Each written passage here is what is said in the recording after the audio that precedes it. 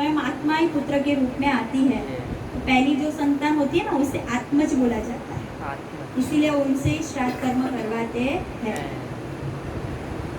क्योंकि पिता ही पुत्र के रूप में उत्पन्न होता है। बोलो कृष्ण कन्हैया लाल की जय।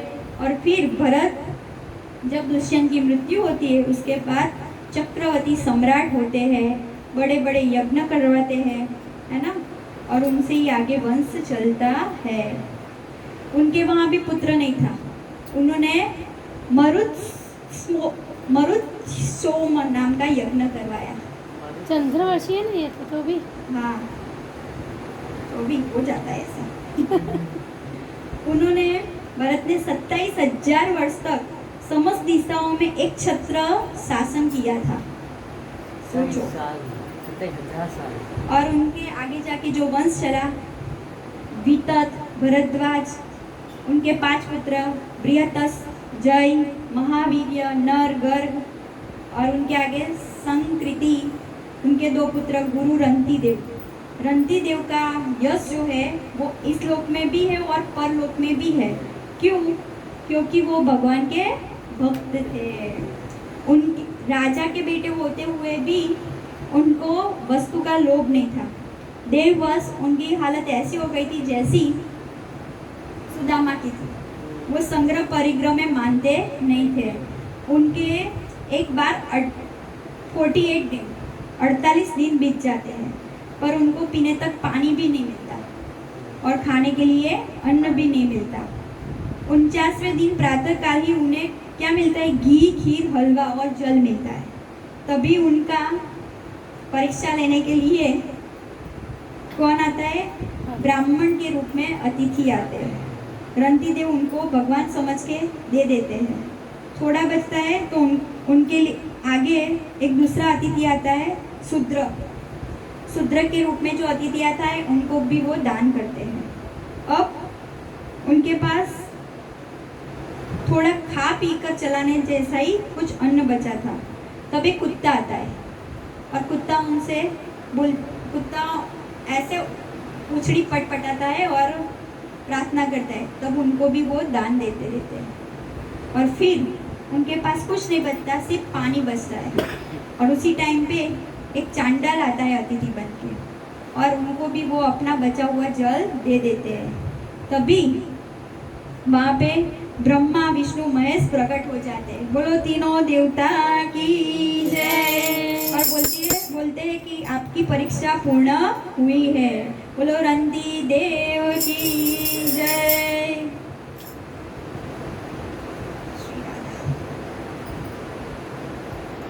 उनके वंश में आगे जाके पृष्ठ के पुत्र होते द्रुपद, राजा द्रुपद, और द्रुपद के पुत्र होते हैं धृष्टद्युम्न,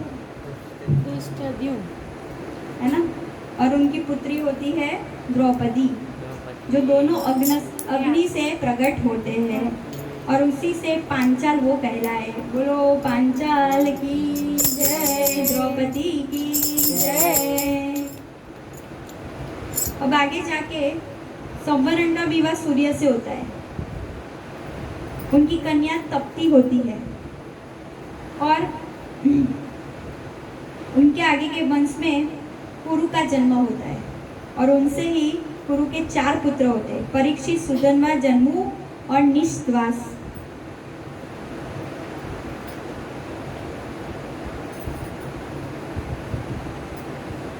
आगे जाके प्रतीक होते हैं, उनके 3 पुत्र होते हैं, देवापी, संतनु, बाहिक और देवापी। और वो राज्य छोड़ के वन में चले जाते हैं। सब कुछ राज्य जो था वो छोटे भाई को मिल जाता है, जिनका नाम संतनु होता है।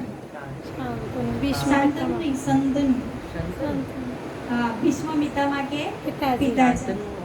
और यही भीष्म पितामह के जो पिताजी थे ना, उनको भी श्राप मिला था। उनके पहले के जन्म में, है ना, ऐसी उनमें सामर्थ्य थी कि वो स्वर्ग में जा सके।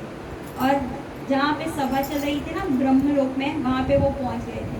तब गंगा जी पधारे और उनका दुपट्टा गिर गया। तो जैसे गिरा ना, सबने लज्जा से सिर झुका दिया। और वो देख रहे थे, दोनों एक दूसरे से आकर्षित हो गए। वहाँ पे ब्रह्मा जी ने श्राप दे दिया। गंगा जी को श्राप दिया कि तुझे पृथ्वी पे जाना पड़ेगा, और इनको श्राप मिला कि आपको भी पृथ्वी पे जाना पड़ेगा, और वही संतनु होके आए। उन्हीं से परीक्षित राजा को बोलते कि तेरा वंश चला है आगे, उन्हीं के वंश में तू हुआ है। बोलो कृष्ण कन्हैया लाल की जय। और फिर संतनु राजा गंगा जी से मिलते हैं, उनका बेटा होता है। मैंने आगे सुनाया था 7 वसु और 8वें वसु विष्णु पिता है ना। फिर ये पूरा वंश होता है, और पांडु के पुत्र होते हैं। विचित्र भी है। विचित्र हाँ। देखा है सत्यव्रती से। सत्यव्रती के 2 बेटे, 2 बेटे सीरियल चित्र विचित्र, सीरियल में देखा और पूरा। ये दूसरा नाम चित्र चित्र विचित्र और विचित्र विचित्र। विचित्र और दोनों ऐसे होते हैं, दोनों मर जाते हाँ, हैं। वो एक गंधर्व मदिरा- से मरता है, एक मदिरा फिर आगे जाके उनके वंश में अनु, ब्रूह्यू, तुर्वसु और यदु और उनके वंश का वर्णन आता है। और फिर विदर्भ देश का वर्णन आता है।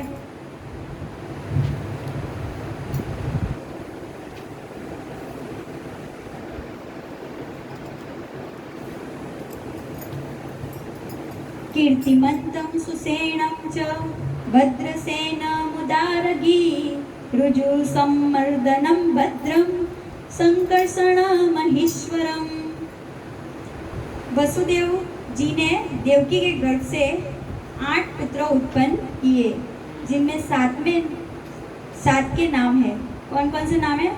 कृष्ण भगवान के पहले जो 7 भाई थे ना, उनके नाम कीर्तिमान, सुसेन, भद्रसेन, रुजु, समर्दन, भद्र, और जो 7 में थे ना, वो स्वयं शेषा अवतार बलराम जी आए थे। उन दोनों के 8वें पुत्र स्वयं श्री साक्षात परमात्मा श्री कृष्ण थे। परीक्षित, तुम्हारी परम सौभाग्यवती दादी सुभद्रा भी देवकी जी की भी कन्या थी। जब कृष्ण भगवान हुए ना, उसके बाद सुभद्रा जी का अवतार हुआ है। जातो गतः पितृगृहाणां व्रज में दीतार्थो हत्वारि पूर्णसुतसतानि कृतोरुदारः उत्पाद्यस्तेषु पुरुषः क्रतुभिः समीजे आत्मानमात्मनिगमं प्रथयज्जनेषु। लीला पुरुष भगवान अवतीर्ण हुए मथुरा में। कहाँ पे? वसुदेव जी के घर पे, परंतु वहाँ रहे नहीं। जन्म उनका कहाँ हुआ? मथुरा में। मथुरा में। जेल में जन्म होता है। और वसुदेव जी के घर में, मथुरा में वसुदेव जी के घर में, परंतु वहाँ पे वो रहे नहीं। वहाँ से वो गए गोकुल में। कहाँ पे? नंद बाबा के घर में। वहाँ अपना प्रयोजन था, जो ग्वाल, गोपी, गौओं को सुख पहुँचाना था, वो सुख उन्होंने पहुँचाया। 10 साल की उम्र तक भगवान उनको सुखी करते हैं, और वो सब पूरा होने के बाद 11वें वर्ष में भगवान मथुरा फिर लौटते हैं, और फिर वो कंस का वध करते हैं। ब्रज में, मथुरा में तथा द्वारका में रहकर अपने शत्रुओं का संहार करते हैं। बहुत सी स्त्रियों से वो विवाह करते हैं। हजारों पुत्र उनसे उत्पन्न होते हैं। साथ ही लोगों में अपने स्वरूप का साक्षात्कार करने वाली अपनी वाणी रूपी श्रुतियों का और मर्यादाओं को स्थापित करते हैं। अनेक यज्ञों के द्वारा स्वयं अपना ही यजन करते हैं। कौरव और पांडवों के बीच उत्पन्न हुए आपस के कलह से उन्होंने पृथ्वी का बहुत सा भार हल्का कर दिया, तथा युद्ध में अपनी दृष्टि ही डाल के राजाओं की बहुत सी अक्षोहिणी सेना का उन्होंने ध्वंस कर दिया। संसार में अर्जुन की जीत का डंका पिटवाने के लिए उन्होंने ये सब किया। फिर उद्धव को आत्म तत्व का उपदेश किया, और उसके बाद वे परमधाम को सिधार गए। इसी के बाद हमारा पूरा कृष्ण जन्म पूरा कृष्ण जब आप मनाने वाले थे वो वाला पूरा। जन्म नहीं मनाएंगे आपने बोला था। यानी कि सुखदेव जी परीक्षित राजा को इतना ही बताया, हाँ। तो आप लोगों के जैसा ही बोला। परीक्षित राजा ने क्या बोला? कथितो वंश विस्तारो भवता सोम सूर्ययो राज्ञा चोभय वंश्यानाम चरितम परम अद्भुतम। भगवान, आपने चंद्रवंश और सूर्यवंश के विस्तार तथा दोनों वंशों के राजाओं का अत्यंत अद्भुत चरित्र वर्णन किया। भगवान के परम प्रेमी मुनिवर, आपने स्वभाव से ही धर्म प्रेमी यदुवंश का भी विशद वर्णन किया।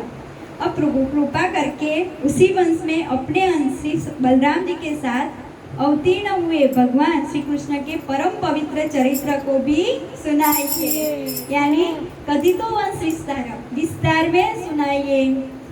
तो सुखदेव जी बोलते हैं, यानी कि सुखदेव जी ने बोला हाँ परीक्षित राजा को कि श्रोता तेरे जरा अगर सोता तो बकता बकता, सही बात। तो श्रोता अगर तेरे जैसा हो तो मेरे में भाव प्रकट हो जाता है। श्रोता अगर अच्छे से सुनते हैं ना तो ऑटोमेटिक भगवान अपने श्रोता के वक्ता के अंदर लीलाओं का प्रागट्य करते हैं। फिर परीक्षित राजा को सुखदेव जी ने बोला, क्यों सुनना है तुझे? भगवान का चरित्र इतने विस्तार से क्यों सुनना है? तब सुखदेव जी को परीक्षित राजा बोलते हैं, एक तो सबसे पहले भगवान ने मुझे कृपा करके अपने गर्भ में ही बचाया है। दूसरा, इतनी बड़ी कौरवों की सेना से मेरे जो पिता थे, पितामह थे, वो सबको उन्होंने ही बचाया है और उनकी रक्षा की है। स्वयं साक्षात श्री कृष्ण परमात्मा ही, उनकी कथा ऐसी है जिसको सुनने से आज चौथा दिन है और मेरी जो भूख और तरस है वो छिप गई है। कहाँ में ऐसा था कि एक तरस के कारण एक ऋषि मुनि के गले में सांप डाल दिया था, और आज देखो कि भगवान का कथामृत का रस पीते पीते मुझे इतना आनंद आ रहा है कि मुझे भूख और तरस भी लगी नहीं है। बोलो कृष्ण कन्हैया लाल की जय। इसीलिए आप कृपा करो और मुझे उस परमात्मा का जो लीला है वो बड़े ही विस्तृत में बताओ।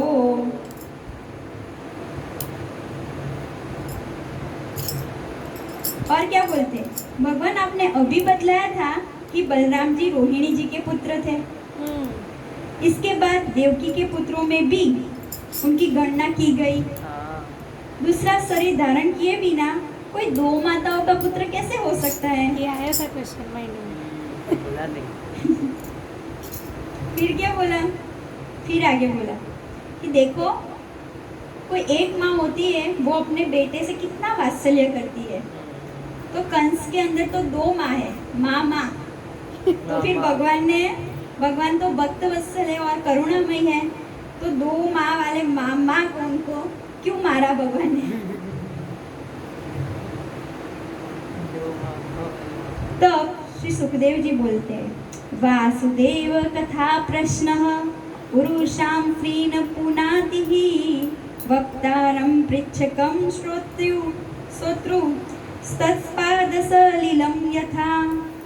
भगवान श्री कृष्ण की कथा के संबंध में प्रश्न करने से ही क्या होता है? वक्ता, फिर प्रश्नकर्ता और श्रोता तीनों ही पवित्र हो जाते हैं। जैसे गंगा जी का जल या भगवान शालिग्राम जी, उनका चरणामृत सभी को पवित्र कर देता है, वो ऐसे ही श्री कृष्ण की कथा और उनसे जुड़ने वाला सभी पवित्र हो जाता है। कृष्ण कन्हैया लाल की जय।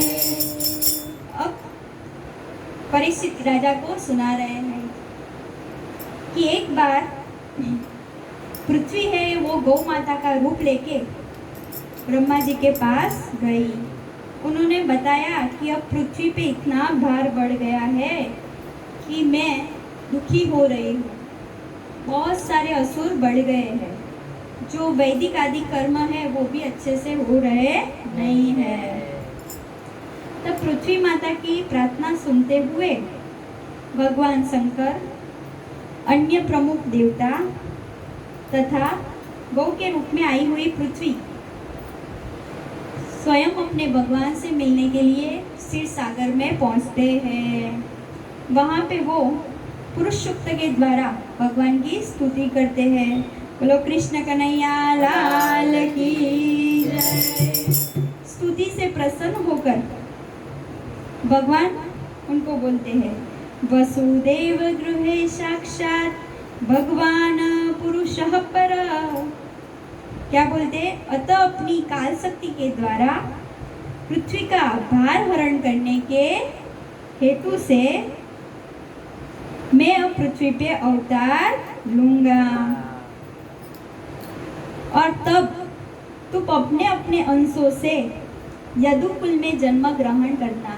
तो वहाँ पे जितने भी थे ना वो सारे देवता थे, उनके साथ उनकी जो पत्नी थी ना वो भी सब अपने अपने स्वरूप में वहाँ पे जन्म लेती है। तो वहाँ पे सब लीला में जो है वो कौन है? भगवान के पार्षद ही है, उस लोक में से आए हुए हैं, है ना। तो अब यहाँ से थोड़ा हट के हम बात कर लें। तो ऐसा होता है ना, तब कृष्ण भगवान राधा जी के पास बैठे हुए होते हैं ना, और भगवान बोलते हैं कि अब हमें पृथ्वी पे जाना है, क्योंकि भगवान अपने राधा जी को लिए बिना तो नहीं आते ना। तब राधा जी बोलती है कि क्या प्रभु वहाँ पे वृंदावन है? पहला ही प्रश्न ये करते हैं। तो बोले नहीं। फिर दूसरा पूछती है, कहाँ वहाँ पे गिरिराज है? तो बोले नहीं। तीसरा पूछते हैं कि वहाँ पे यमुना जी है? तो बोले नहीं। तो फिर मैं वहाँ पे नहीं आऊँगी। तो जब भगवान आए उनसे पहले वृंदावन, फिर गिरिराज, फिर यमुना जी, वो सबको एज इट इज यहाँ पे भेजा गया।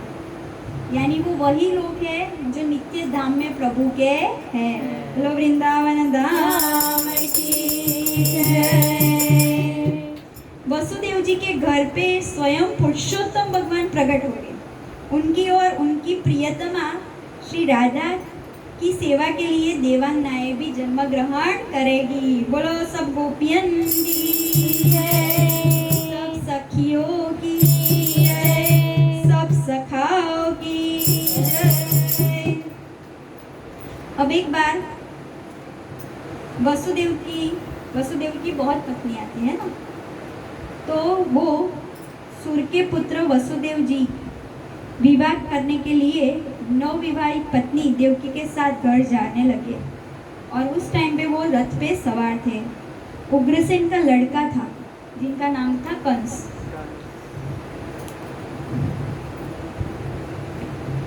और वो कंस उग्रसेन सुतम कंस स्वसुह प्रिय चिकीर्षया। उग्रसेन का लड़का कंस, उसने अपनी चचेरी बहन देवकी को प्रसन्न करने के लिए उसके रथ के घोड़ों की रास पकड़ ली। यानी रथ कौन चला रहा था? कंस। अब कंस ने क्या किया था? अपने जो पिताजी उग्रसेन थे ना, उनको राजगद्दी से हटा के कैद कर लिया था। बोले कि आप इतने बूढ़े हो गए, मरते भी नहीं हो। इतना क्रूर था वो कि अब मैं राज्य पे आ जाऊंगा, और उनको कैद कर लिया। तो कंस ऐसा क्रूर था। अब सब लोग उसके जो अनुयायी हो गए, या तो उनके ही पार्टी में हो गए, जाके बोलने लगे कि सारी प्रजा आपका अपोज कर रही है, अपने अच्छे राजा को बंदी बना दिया है। अब कुछ ऐसा करो कि आपकी वाह हो जाए। दिखाने के लिए चुटनिया ने स्पेल होता है ऐसा ही किया, वोट खींचने के लिए। क्या किया कि उनकी जो चचेरी बहन थी ना, उनका रथ वो खुद से हाँकने लगा, यानी सारथी बन गया वो रथ का। अब जो सच्चाई वाले लोग होते हैं ना, वो भी बोलने के लिए होते हैं। तो उस टाइम पे देवताओं ने आकाशवाणी की। क्या की आकाशवाणी? अरे मूर्ख, जिसको तू रथ में बिठाकर ले जा रहा है, उसकी ही 8वें गर्भ से स्वयं तुझे मारने वाला काल आएगा। बोलो कृष्ण कन्हैया लाल की जय। इत्युक्त सखलः पापो भोजानां कुलपासनं भगिनी हन्तुमारब्धः खड्गपाणि कचेत् गृहीत। वो सुनते ही कंस तो पापी और दुष्ट स्वभाव का था, वह भोजवंशक कलंक ही था। आकाशवाणी सुनते ही उसने तलवार खींच ली और जो बहन को वो ले जा रहा था, है ना, वही बहन की चोटी पकड़ ली उसने। तो दुष्ट कब अपना स्वभाव दिखा दे वो पता चलता नहीं है। उनसे दूरी रहना चाहिए, यही सार की बात है। फिर वसुदेव जी से ये देखा नहीं गया। तब वसुदेव जी प्रार्थना करते, देखो कंस, एक तो ये स्त्री है, ऊपर से आपकी बहन है, अभी उसके जो विवाह हुआ है उसके शुभ चिन्ह भी उनके शरीर पे धारण ही है, वो भी उतरे नहीं है। मृत्यु जन्म वताम वीरम देहे न स जायते अद्य वाप्त सतान देवा मृत्यु वही प्राणी नाम ध्रुवम। यहाँ जो कुछ भी शरीर धारण करके आता है, यानी यहाँ पे जिसको जो भी शरीर मिलता है उसकी मृत्यु निश्चित है, उसका काल ग्रास करता ही है। जीव भी अपने कर्म के अनुसार ही शरीर को प्राप्त करते हैं और शरीर छोड़ते हैं। उनकी ही वासना और कर्म के कारण उनका अलग अलग योनि में जन्म होता है। इसलिए जो अपना कल्याण चाहते हैं ना, उसे किसी से द्वेष करना चाहिए नहीं। उसको इस जीवन में शत्रु से और जीवन के बाद परलोक में भी भयभीत होना पड़ता है। हमने सुना था नरकों का वर्णन। तो यह आपकी छोटी बहन है, अभी तो बच्ची है और ऊपर से वो दीन है, तो उसको छोड़ दो। तो अभी वो माना नहीं, है ना। फिर क्या हुआ, फिर वसुदेव जी ने सोचा कि इसको कोई और तरीके से मनाना पड़ेगा। उन्होंने बुद्धि का यूज किया कि अभी आकाशवाणी ने तो बोला है कि 8वीं संतान इसका तेरा नाश करेगी, तो हे कंस महाराज, मैं सत्यव्रती हूँ, मैं जो कुछ भी बोलता हूँ वो करता हूँ, तो मेरी जितनी भी संतान होगी ना मैं आपको दे दूंगा, ऐसा वसुदेव जी ने बोला। तब जाके वसुदेव जी के ऊपर, उनके वचनों ऊपर उसको श्रद्धा बैठी, उसने छोड़ दिया देवकी को और दोनों को कारागार में कैद कर लिया। बोलो कृष्ण कन्हैया लाल की जय। पहला पुत्र हुआ, वसुदेव जी ने उनके वचन के मुताबिक कंस के पास लाए। कंस ने सोचा कि ये सत्यव्रती है, उन्होंने जो कुछ भी बोला था वो किया। फिर वो बच्चे को देखा, देखते ही उसका मन थोड़ा द्रवित हो गया। देखो हमने आगे पढ़ा है ना कि सब इंसान के अंदर सत्व, रजस और तमस तीनों गुण होते हैं, और इंसान को कौन से टकाए रखने हैं, उस प्रकार की उसे क्रिया करनी होती है। अब वो बालक को देख के ही उसकी ममता जग पड़ी, मामा का भाव जग पड़ा। उन्होंने बोला ये तो छोटा बच्चा है, ये मेरा क्या बिगाड़ेगा। और आकाशवाणी ने तो बोला था कि 8वें गर्भ से मेरी मृत्यु होगी, आप ले जाओ। उन्होंने वापस दे दिया। जैसे ही वो पहुंचते हैं, नारद जी वहाँ पहुंचते हैं। नारद जी सोचते हैं इसका पाप नहीं बढ़ा तो तो भगवान इसकी मृत्यु कैसे होगी, है ना। जब तक किसी का पाप पूर्ण तरीके से क्षय नहीं होता ना, ऐसा नहीं बोलते पाप में बड़ो भर ही गयो, तो वो भर जाए ना उसके बाद ही भगवान मार सकते हैं। तो जल्दी जल्दी खत्म करने के लिए नारद जी ने युक्ति सोची। वो कमल लेके आए और बोले कि एक काम कर, इसको तू तोड़, है ना। तोड़ के मुझे गिन के बता। अब जैसे ही 8 कमल की पंखुड़ी तोड़ी ना, तो 8 में से फिर से उन्होंने चालू किया क्रम और फिर बताया कि जितनी बार गिना ना उसमें से 8वीं कौन सी थी।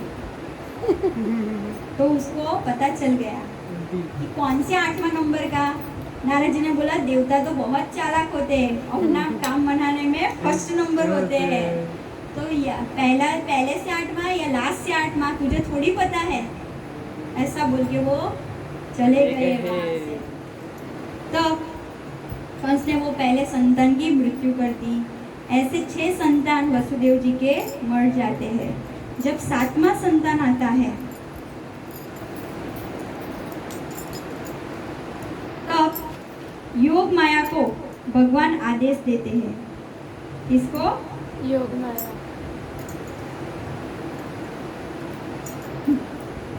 देखो दूसरी चीज, जो कंस था ना वो संग कैसों का करता था? असुरों का। तो उसका स्वभाव भी कैसा हो गया था? असुरी।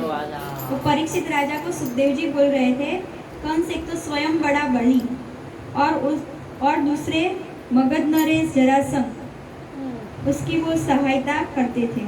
तीसरे उनके साथी थे प्रलंबासुर, बकासुर, चाणूर, तृणावत, अगासुर, मुष्टिक, अरिष्टासुर, दिविद, पुतना, केसी, धेनुकासुर, बाणासुर, भौमासुर, ऐसे उसके मित्र थे। तो अब बोलो वो दुष्ट नहीं होगा? होगा ना, जैसा संग वैसा रंग। तो ऐसे देवकी के 6 पुत्र का वो नाश कर देता है। देवकी के 7वें गर्भ में भगवान के अंश अवतार कौन आते हैं? स्वयं शेष जी आते हैं। बोलो बलराम जी की जय। शेष जी भगवान के सबसे बड़े भक्त हैं, क्योंकि शेष की सैया पे भगवान शयन करते हैं। और शेष जी के कितने मुख है? 1000 सहस्त्र फैन वाले हैं ना। वो सहस्त्र फैन से पूरे दिन भगवान के नामों का रटन करते रहते हैं। अनंत युग से वो रटन कर रहे हैं। और जैसे ही वो रटन करते हैं ना, तो इतने भगवान के नाम है ना, एक नाम बोल देते ना फिर वो नाम फिर से नहीं आता। कितने भगवान के नाम है, तो सोचो। इसीलिए वो नामावली में 1000 नाम आते हैं। हाँ, विष्णु सहस्त्र, गोपाल सहस्त्र, है ना। तो जब शेष जी भगवान के नाम बोलते ना, तो उनके मुंह से लाड टपकती है। और वो लाड को समेटते नहीं है। वो सोचते हैं कि अगर मैं लाड समेटने में रख जाऊंगा तो एक घड़ी मेरी चली जाएगी, एक क्षण मेरी चली जाएगी और मेरा भगवान का नाम छूट जाएगा। इसीलिए बोला है नाम रस मीठा है ना।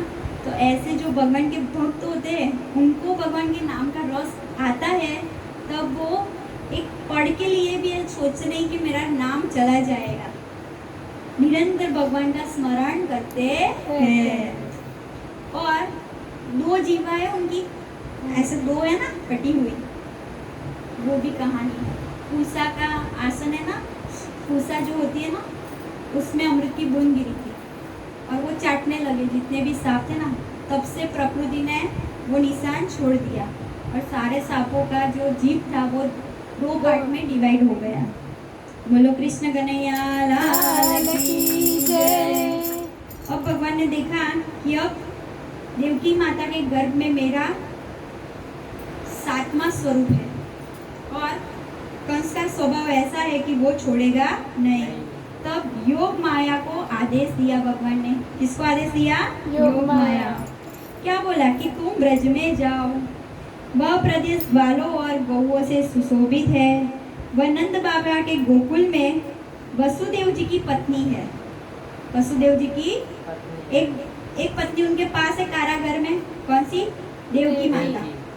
और एक जो है वो कंस के भई से कहाँ है? नंद बाबा के वहाँ पे, जिनका नाम है रोहिणी, है ना। और तुम क्या करो, देवकी माता का घर जो है ना वो उनमें स्थापित कर दो। यानी अब 7वां जो गर्भ था ना वो स्थापित कहाँ हुआ? देवकी माता से गर्भ से रोहिणी माता के गर्भ में। बोलो कृष्ण कन्हैया लाल की जय। और एक काम किसने किया? योग माया ने। तो योग माया ऐसे ऐसे है जो भगवान की हर एक लीला में उनको हेल्प करने के लिए आते हैं। हाँ, जो मालिश करती है। हाँ। तो योग माया देवी को भगवान ने क्या बोला, सुनो। अथाहम संभागेन देवक्यां पुत्रतां शुभे प्राप्स्यामि त्वं यशोदायां नंदपत्न्या भविष्यसि।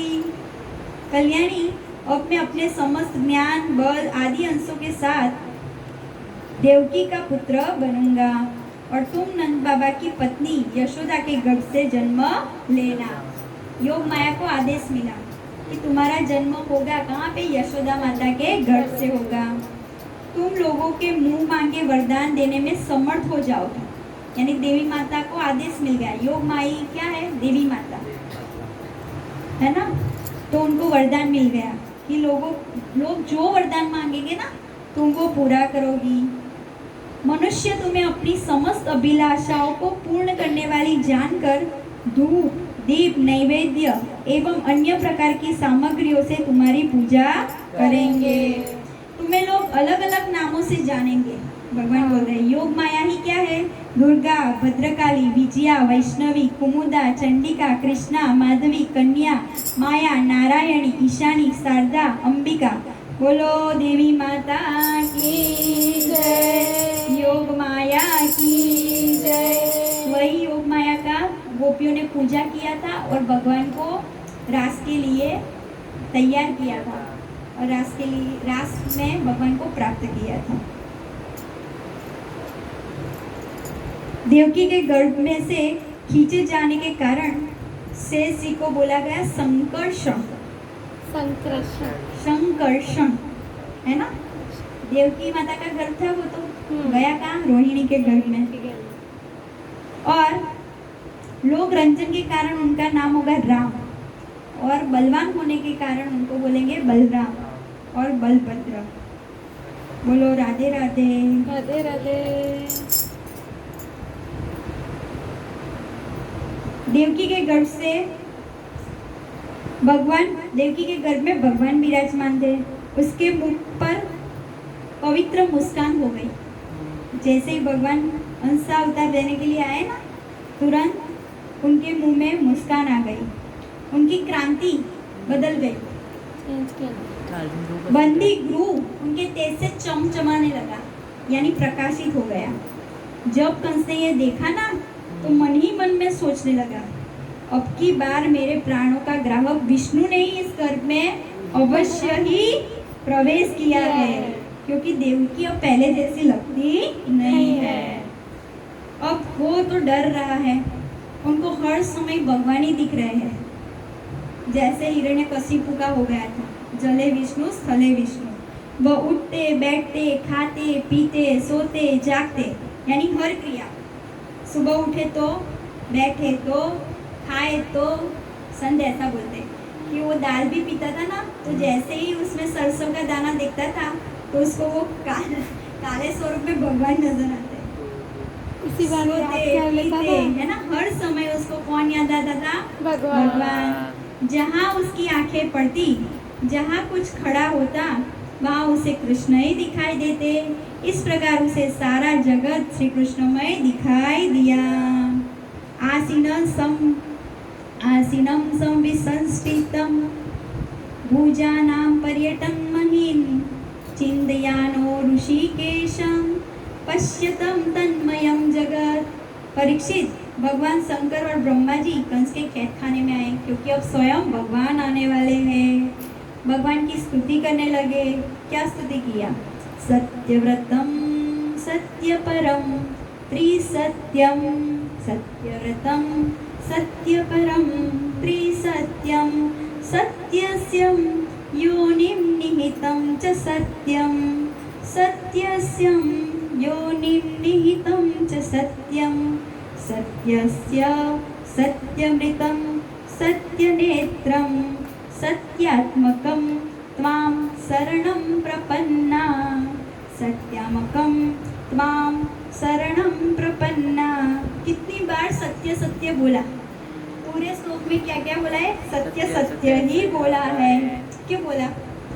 भगवान तो करुणा वत्सल है ना, दयामय है। तो उनको लगा जैसे ही भगवान पृथ्वी पे अवतार लेंगे और इनके पास जितने भी आने वाले हैं ना, एक तो ऊपर से मामा कंस, उसमें भी 2 माँ, असुर के घर में तो उन्होंने जन्म लिया है और आजू बाजू सारे असुरी गिरे रहेंगे। तो कहीं भगवान हमारा जो कार्य करने के लिए आए हैं वो दयावश भूल नहीं जाए हैं, इसलिए याद दिलाने के लिए सत्य से ही उनकी आराधना करते हैं। क्या बोलते हैं? हे प्रभु, आप सत्य संकल्प हो, सत्य ही आपकी प्राप्ति का श्रेष्ठ साधन है। भगवान की प्राप्ति सत्य से ही हो सकती है। सृष्टि के पूर्व, प्रलय के पश्चात और संसार की स्थिति के समय इन असत्य अवस्थाओं में आप भी सत्य हो। पृथ्वी, जल, तेज, वायु, आकाश 5 दृश्यमान सत्यों में ही आप ही हो।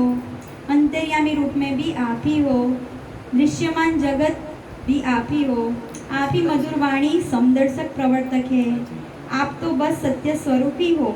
हम सब आपके शरण में आए हैं। यह संसार क्या है? एक सनातन वृक्ष है और उसकी जड़ आप हो। बोलो सत्य संकल्प भगवान की जय। और जैसे ही देवताओं की स्तुति पूरी होती है, गर्भ से श्री कृष्ण भगवान का प्राकट्य होता है। बोलो कृष्ण कन्हैया लाल की जय। राजा रण छोड़ की जय।